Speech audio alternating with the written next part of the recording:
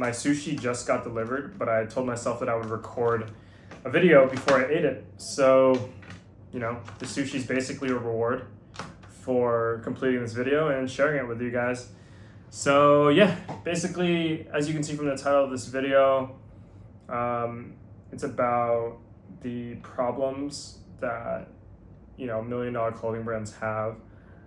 It's kind of like a weird, unorthodox video that most people in my position wouldn't really make, meaning that I'm supposed to be on camera telling you about how great I am and how I'm making 100K, millions, whatever it is. But I feel like I kind of want to shed some light, and I kind of did this in the last video too, but I want to shed some light on the difficulties that even people doing 6 figures per month, 7 figures per year, are kind of facing. And so that's what this video is about. And I'm going to explain a few of the things that, we struggle with as a company. I'll just hop right in. So the first thing is inventory. And I know you struggle with inventory even when you're small. Like every time you make your first bulk order before you drop it, meaning like your first pre-made, it's pretty scary. But the stakes grow. They only get bigger and bigger the more that you grow, right? Because at first maybe your bulk order is only $6,000. And then it's $12,000 and $40,000, and the next thing you know, you're ordering $50,000 to even $100,000 worth of inventory every couple months from your manufacturers. And if you're doing pre-made, then there's no really telling if it's going to sell out or not.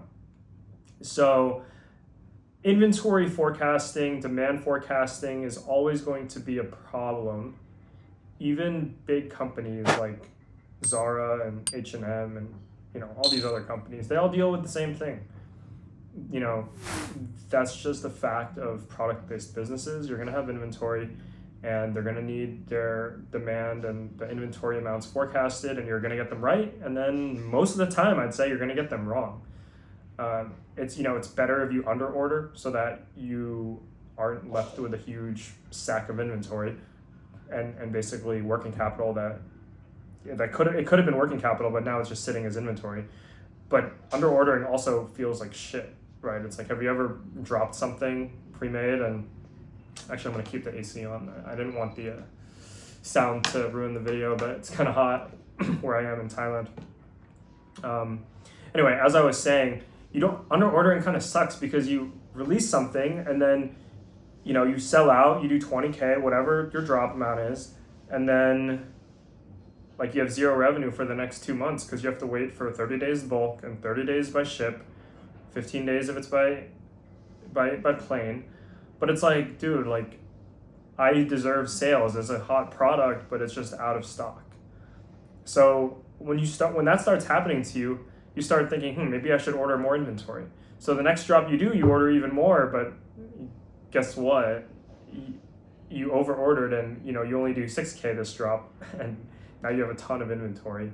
And half of you watching this video are nodding your heads or probably shaking your heads saying, bro, SMH, this happened to me last month. Because it happens to everyone. It happens to all the big boy retailers as well, like Zara, H&M. Like I said, this is a perpetual problem that product-based businesses have. It's just a fact of life, and it's just what happens.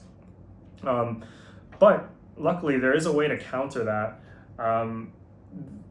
That's why there's these things called end of season sales. And what that does is it helps companies and brands liquidate the inventory that they had over ordered that season. And there's a reason that it's on a regular cadence, for example, every 3 months or every 6 months.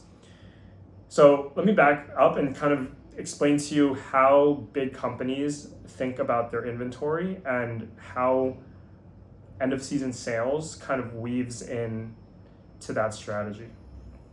So let's just take a spring summer 2024. Most companies were releasing that around February or March. So say you order a ton of inventory for spring summer 2024, probably about 3 to 4 months worth of inventory. It's a 6-month season, by the way. So it's spring summer is 6 months, fall, winter 6 months. So say in March 1st, you drop a ton of, you drop your amazing 50-piece collection, like say of your like Zara or something like that. Obviously they probably have hundreds of pieces, but let's just say you're a big company, you drop a 50-piece collection on March 1st. Okay, you're following? Okay, cool. So now what you do is you start selling it. You're running ads, you're using influencers, you probably have a store or something like this. And then over time, you have best sellers. That's like what's called like best sellers. Like if you go on a website and you click best sellers tab, those are the best sellers, right? And you're probably gonna have, out of a 50-piece collection, maybe 5 to 7 of them are your best sellers. These are the ones that are going viral. The people are talking about it. Like it's selling out. It's doing well on ads. It's always selling out. You're in a rush to restock them. You restock it as best as you can the entire season. It's in trend. People are buying it out. It's just what happens. Now, out of 50 pieces, maybe you have 5 that are like that. Okay. The next 30 or 35 pieces out of 50 are ones that are like varying levels of success. Some do better than others, some do worse than others, but they're just like your average run-of-the-mill pieces. They're not going crazy, they're not going viral, celebrities are not wearing them, etc. But they do increase your AOV, LTV, and they basically increase your product offering so that anytime someone goes to the website, they're leaving with something that they liked. And then the last 5 to 10 pieces are the ones that don't sell out at all. Like they don't move. They're literally just stuck on the site, in the store, whatever it is. They're just stuck. And this is the fact of life. And this is why you see even companies like Represent or Essence, you'll see them have up to 70% sales. Why? It's because there are pieces that literally are not moving. And they need those 70% sales in order to move those pieces at the end of the season. Because usually if it's 150 and you see it for 40, then even if you don't really like that piece as a consumer, it's just so damn cheap to be it's so cheap that you can wear Represent or something off Essence, some designer piece for that little that you just buy it anyway because of the prestige or, whatever it is that you want to wear that brand for. But yeah, that's the point of sales. Like the way I think about inventory on a collection or seasonal basis, it's kind of like venture capital, like angel investing, right? You have a portfolio of pieces. These are kind of like the companies in a VC firm that a VC firm is investing into. And, 5 to 10% of the portfolio or pieces in your collection are driving like 80 to 90% of the ROI or results or sales in a clothing brand's case. So and then 80%, the large majority they're doing well. They 2x, they 3x, maybe they break even, maybe they lose 5 to 10%, whatever it is. They just support the portfolio and just provide minimal returns, right? But obviously that's not good for a VC because VCs are looking for that 100x unicorn status, but that's just how it is. Not every company or in the portfolio and not every product you release is going to be an absolute bestseller, 10 ROAS on Facebook. And then, but on the flip side, there's 5 to 10% of the pieces that literally are not moving. And the way you deal with that is by putting them on sale at the end of the season.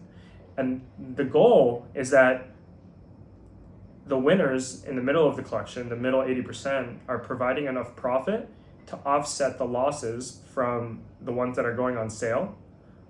And then the top 5 to 10% of pieces, the top 5, 6, 7 pieces that are constantly sold out, flying off the shelves, are providing basically 80 to 90% of the profits for that season. And that's kind of how big companies structure their inventory portfolios, if you will. And that's kind of the purpose of sales. Now, another thing I wanted to touch on is that's why having your website on sale 24/7 is really terrible. And any retailers that you see that are on sale 24/7, for example, Aeropostale, back in the day, I think they went bankrupt 5 years ago, but yeah, any retailer that is always on sale to drive traffic and drive sales as some sort of fake urgency or scarcity, there's a reason that they're doing bad. Is because if you're permanently on 50% sale, then when you have these like bottom 5 to 10% pieces that need to go on sale to move, you literally have nowhere to go. You're already at 50 to 60% off. So unless, what are you gonna do? Give them away for free? Like that's pretty much the only thing you can do. And at that point, like you might as well just burn it, because if you give it away for free, then you're just eroding any semblance of brand equity that you had, before giving it away for free. So it's like you're pretty much stuck. And that's why it's always really good to be a full priced brand. There's brands that are discount brands, and there's brands that are like full priced brands. I tend to be a full priced brand, meaning that I rarely put my products on sale, which is a good thing. And it's hard to achieve that, right? Because it's like it means you need a good you need a good product with a good product margin. So it's scalable on Facebook ads, etc. But it's way easier on the flip side to actually just always do promotions. Every weekend you're doing 20% off sale, etc., because consumers react to discounts and flashy numbers and stuff like that. But then again, it increases your downside.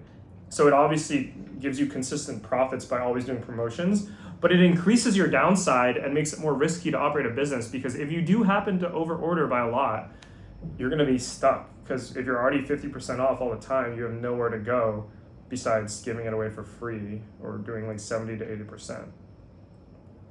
So that's just some thoughts around inventory, and I just wanted to mention that just because it's not something that's only, it's something that everyone feels the burden of. I mean, it doesn't even have to be a clothing brand, it could be any product-based businesses.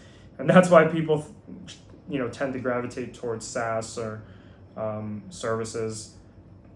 Services has its own slew of problems. Like, for example, with services, although there's no inventory to hold, it actually requires so many employees per $1 million in revenue, just because, like, think about doing like a $1 million SaaS agency or something like that. Sorry, not SaaS agency, like a marketing agency, like a social media marketing agency. If you want $1 million in client revenue per year, you probably need like 10 employees or something, because you just need people like running the accounts, sales teams, ops people, etc. But there's no inventory, which is cool. And with SaaS is why SaaS is like the ultimate business, software as a service, basically like any software. It's really good because there's no inventory, and then it's infinitely scalable, meaning like you can do like millions of dollars in revenue and you just have to add like one developer or one salesperson, etc., just to support that level of revenue. They could probably do even 10 million plus per employee. And there's no inventory to invest in. So yeah, I'll just wrap up that topic now. I gotta get to the sushi soon, so that's just one out of the 4 bullet points. So I got 3 bullet points to go, then I can eat the sushi. Dude, I might just say fuck it and start eating it on cam. I don't want this to turn into a mukbang, but if this goes on for any much longer, I might have to. But anyway, I'll take a drink of water and continue with the video. Okay, so designers. This is something that people always ask me. Like literally, someone just asked me the other day, like, how do you get designers? And I get asked this all the time. And the truth is, it's very hard. It's very hard to get designers, especially ones that are, in line with your style. There could be 100 designers, but only one of them or 2 of them is exactly jiving with your exact niche or style of your brand. And that's kind of like the hard part. And that's why finding designers is actually like kind of like a moat. Like it really requires grinding, going through profiles, going through portfolios, going on LinkedIn, potentially Behance, Upwork, Dribbble, whatever it is. You need to do everything you can to find these designers, because the designers make the product, and product is ultimately what's like the most important thing in your business. One thing I noticed that I just wanted to touch on is like people that hire the same designers as other people. I'm guilty of this as well, but that's extremely bad. And here's the reason. I think at a low level, actually, it doesn't really matter, because like you're not really doing that much revenue and you don't really need to have like moats over your competitors. But when you hire the same designer as another brand, let's say like one of these Instagram designers, you're basically getting the same exact quality of, sorry, there's a vacuum. You're basically getting the same exact quality. When you hire one of these like Instagram designers, the ones that are on Instagram that everyone's hiring, then you're going to get the same exact design quality as like the next brand, and then probably the same style of design. So when you go to the marketplace, you try to differentiate yourself from, another brand, you just simply won't be able to, because you're going to have the same exact designs as someone else. And that's why something I learned from Sam Ovens is like, what's better than just hiring an agency or whatever, this agency or that designer that other people are using. It's better to kind of hone the skills yourself. I'm not saying you do it. I'm saying you create a framework or SOPs or learnings within your company so that when people join, they understand exactly how to perform at a high level, and you're not just like using the same talent as other people in the marketplace.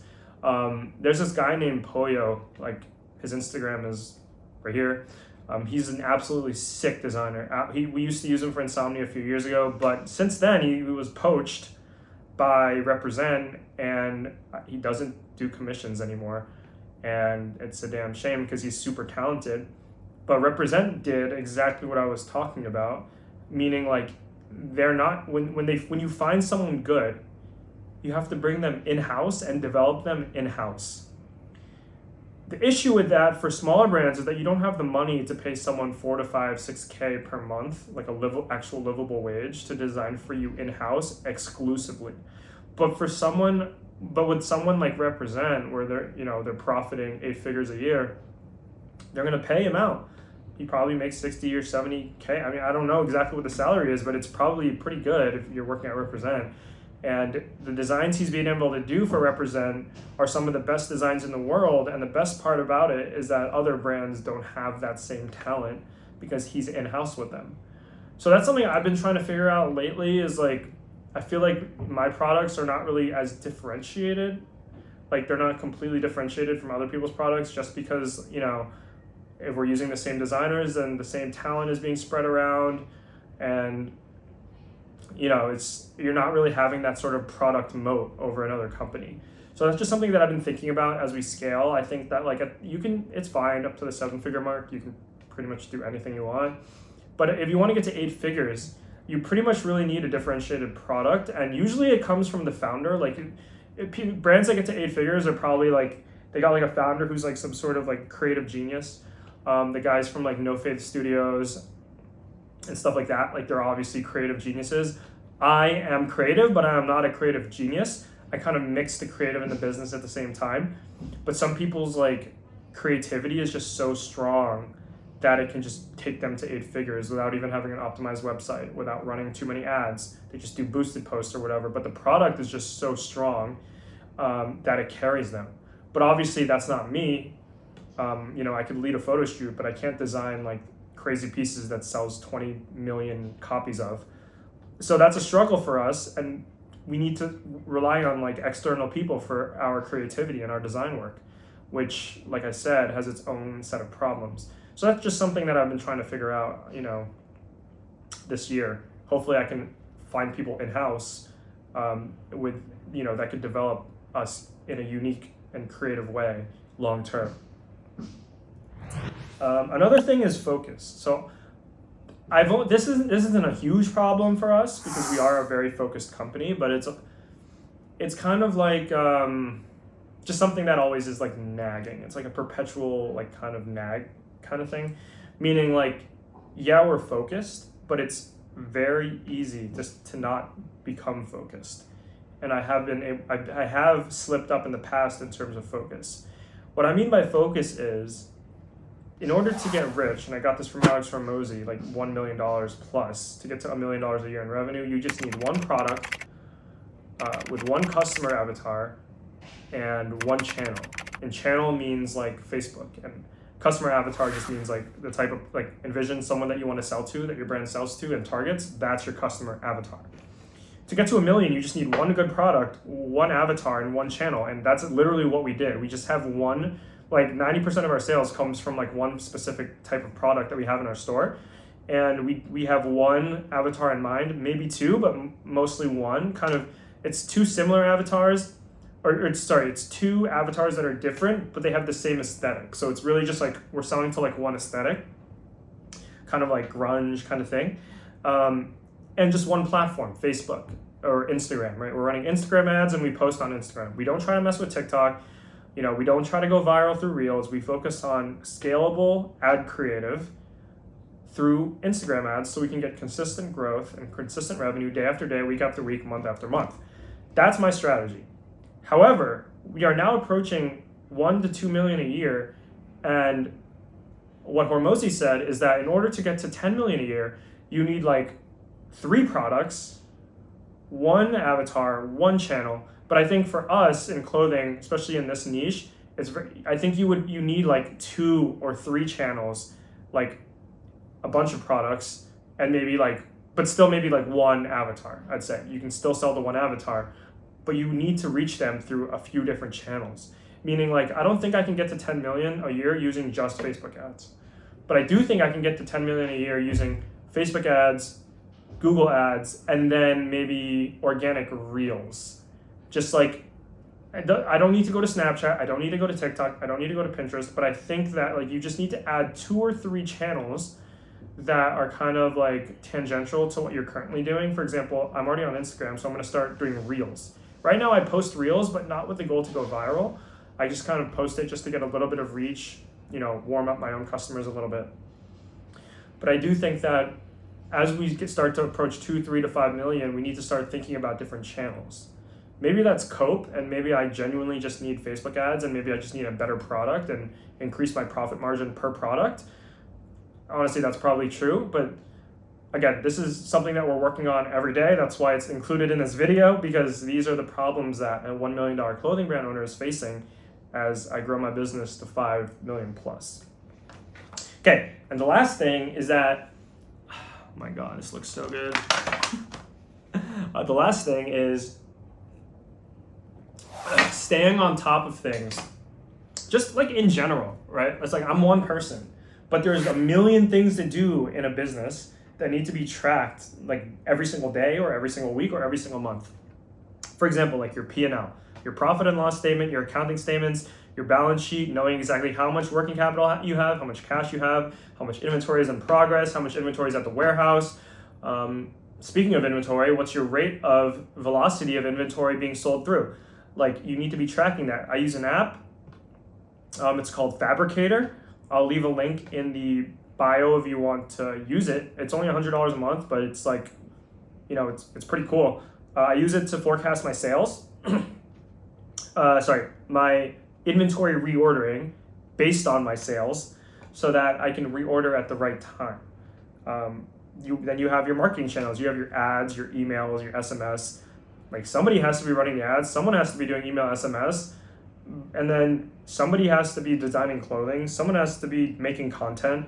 Somebody has to be managing the samples. Someone has to be, staying on top of the manufacturing times, sampling times, and tracking the orders that are on the boat.